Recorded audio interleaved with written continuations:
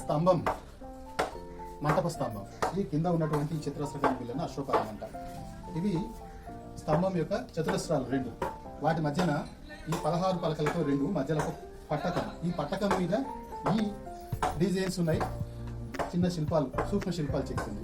దీనిపైన ఉండేటువంటి పూజిక శీర్షం, ఇదంతా కలిపితే ఈ స్తంభ పద్ధతిని మనం చిత్రకంఠ స్తంభం అని అంటాం. ఇటువంటి 4 ఉన్నాయి ఇక్కడ. ఈ 4 కూడా మనకు నందికందిలో కనపడతాయి. చాలా అరుదుగా రాష్ట్రకూట శైలిలో మాత్రమే కనపడేటువంటి స్తంభ లక్షణం.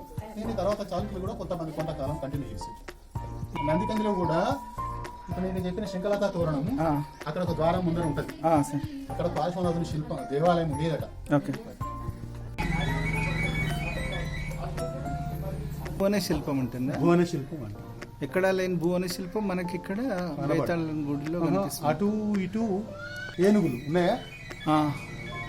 ఇది కూడా జైన వర్ధమాన మహావీరుని అధిష్టాన పీఠం 3 సింహాలతో కనపడుతున్నది.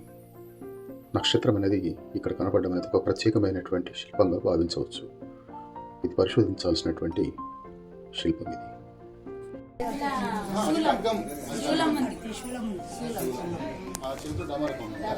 కింద చేతులు, ఈ చేతులు